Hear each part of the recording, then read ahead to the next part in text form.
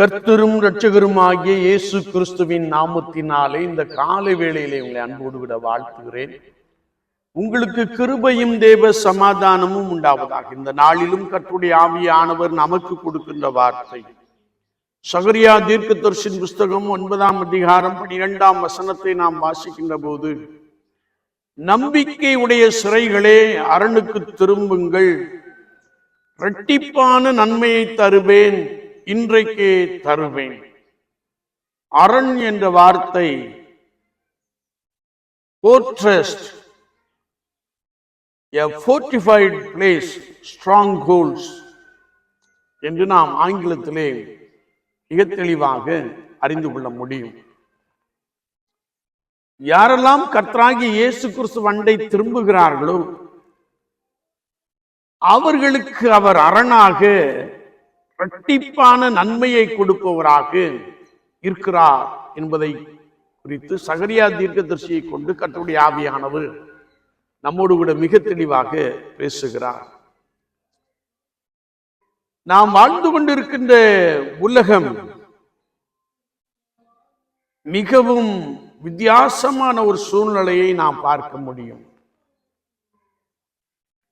உலக வாழ்க்கையை நாம் பார்க்கின்ற பொழுது ஒருவரை ஒருவர் ஏமாற்றி வாழுகின்ற தன்மையை நாம் அறிந்து கொள்ள முடியும்.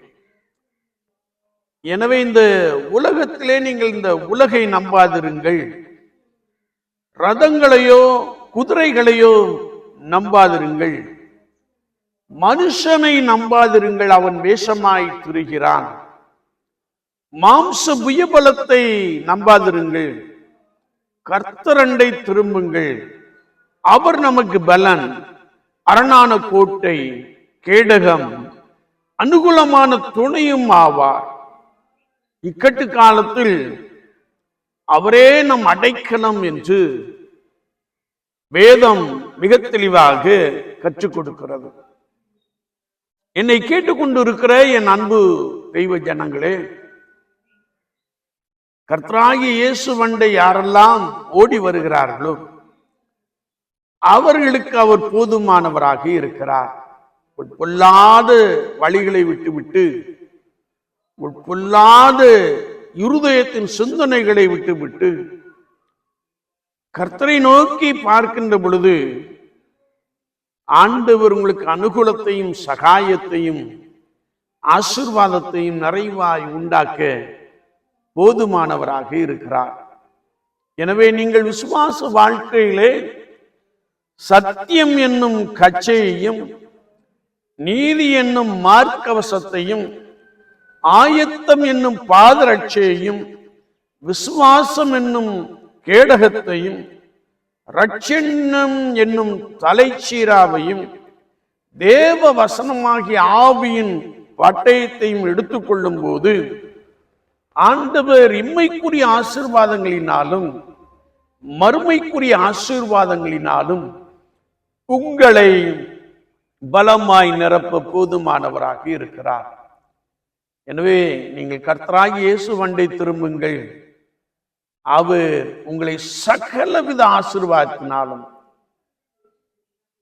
இந்த பூமிக்குரிய ஆசீர்வாதங்களினாலும் உலகத்திற்குரிய ஆசீர்வாதங்களினாலும் உன்னதத்திற்குரிய ஆசீர்வாதங்களினாலும் உங்களை பலமாய் நிரப்ப போதுமானவராக இருக்கிறார். எனவேதான் ஆண்டவர் தீர்க்கதரிசியை கொண்டு சொல்லுகின்ற பொழுது, நம்பிக்கையுடைய சிறைகளே அரணுக்கு திரும்புங்கள், இரட்டிப்பான நன்மையை தருவேன், இன்றைக்கே தருவேன் என்று சொல்லுகிறார். சுவாச வாழ்க்கையிலே கர்த்தராகிய இயேசு கிறிஸ்து உங்களுடைய வாழ்க்கையிலே இரட்டிப்பான நன்மைகளை, இரட்டிப்பான ஆசீர்வாதங்களை, இழந்து போன எல்லாவற்றையும் இரட்டிப்பாக திருப்பி கொடுக்க போதுமானவராக இருக்கிறார்.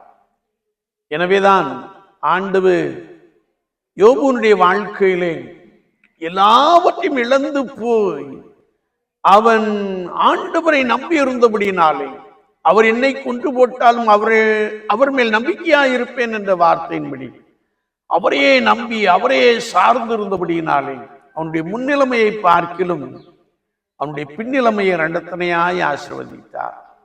ஆண்டவராகிய இயேசு கிறிஸ்து உங்களுக்கும் அப்படியே ஆசீர்வாதங்களை நிறைவாய் கொடுக்க போதுமானவராக இருக்கிறார். இரட்டிப்பான நன்மையை தருவேன் என்று சொன்னவர் நிச்சயமாய் தருவார். நீங்கள் அவர் அண்டை திரும்புகின்ற பொழுது, அவரை சொந்த ரட்சகராக ஏற்றுக்கொள்கின்ற பொழுது, அவரை நம்புகின்ற பொழுது, ஆண்டவர் உங்கள் வாழ்க்கையிலே ஆராய்ந்து முடியாத பெரிய காரியங்களை, எண்ணி முடியாத அதிசயங்களை செய்கிறார். நாம் ஜெபிப்போம். நேசிக்கிற நல்ல ஆண்டவரே, புதிய நாளுக்காய் ஸ்தோத்திரம். வார்த்தைகளை கேட்டவர்களுக்காய் ஸ்தோத்திரம். பலப்படுத்தும் ஆண்டவரே, தங்கள் இருதயத்தை மண்டை திருப்பிக் கொள்ளவும், அது நிமித்தமாய் இரட்டிப்பான நன்மைகளை இந்த நாளிலே பெற்றுக்கொள்ளவும், இரட்டிப்பான ஆசீர்வாதங்களை விசுவாசத்தினாலே சுதந்திரத்துக் கொள்ளவும் பரிசுத்த ஆவியானவர் அதிகமாய் உதவி செய்யும்படியாய் நாங்கள் வேண்டி நிற்கிறோம். அதற்காக உம்முடைய தெய்வீக பிரசன்னம் ஒவ்வொருவரையும் பலமாய் சூழ்ந்து கொள்ளட்டும். நம்பிக்கையோடு உடமை நோக்கி பார்க்கக்கூடிய சத்துவத்தை தாரும். இயேசு கிறிஸ்துவின் நாமத்தில் ஜெபங்கேளும் பரிசுத்த பிதாவே. ஆமீன், ஆமீன்.